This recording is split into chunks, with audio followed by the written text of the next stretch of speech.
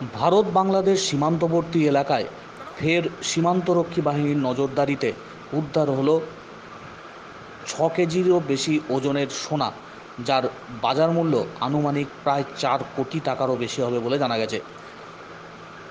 নদিয়ার বিএসএফ 32 নম্বর ব্যাটালিয়ন ফের উদ্ধার করল সোনা। ভারত বাংলাদেশের সীমান্তবর্তী বিজয়পুর গ্রাম, সেই গ্রামেই এই চোরাচালান চলে আসছে বহুদিন ধরেই। বিএসএফের সেনারা বিজয়পুর গ্রামে যখন টহল দিচ্ছিলেন, সেই সময় ওই গ্রাম থেকে এক ব্যক্তি সাইকেল চালিয়ে আসছিলেন। তাকে দেখে সেনাবাহিনীর কর্মীদের সন্দেহ হয় এবং তার তল্লাশি শুরু করে। তল্লাশি করার সময় পাচারকারীর সঙ্গে বিএসএফ কর্মীদের ধস্তাধস্তি শুরু হয়।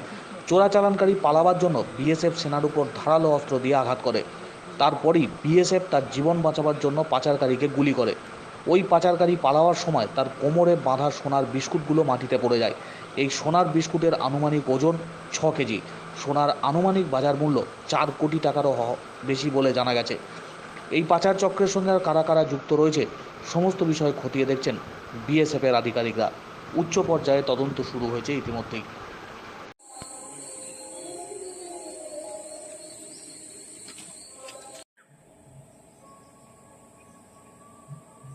सीमा क्षेत्र में हमारे जवान बहुत तैनाती और मुस्तैदी के साथ काम कर रहे हैं। आज सुबह तकरीबन 8:40 के आसपास हमारा एक जवान जो था वो बैम्बू ग्रोव्स और बनाना और चट के बीच में अपनी पेट्रोलिंग कर रहा था। उसमें एक सस्पेक्ट बांग्लादेश साइड से इंडिया अंदर घुसता हुआ अपने साइकिल के साथ दिखा। उसने उसको रोककर और पूछताछ और छानबीन करने की कोशिश की, तो उसने भागने की कोशिश की। उसकी तलाशी करने में थोड़ी सी शक्ति उसने जब बरती तो उसके कमर में एक कमरबंद था और उस कमरबंद में कुछ गोल्ड थे, गोल्ड के बिस्किट्स, बार्स और कुछ छोटे टुकड़े।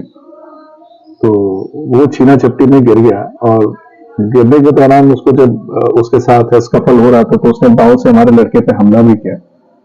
उसमें उसके बाएं बाजू के आसपास में ऊपर से जो शर्ट है वो फट भी गया पूरा। थोड़ा अगर डीप लगता तो हो सकता है उसका अंदर भी कट जाता। उसने बहुत ही बहादुरी के साथ उस लड़के को दबोचने की कोशिश की, लेकिन संयोग से वहां पे जमीन बहुत ही ज्यादा गीली थी और उसको वो काबू नहीं कर पाया, क्योंकि उसने दाव से उस पर हमला किया था।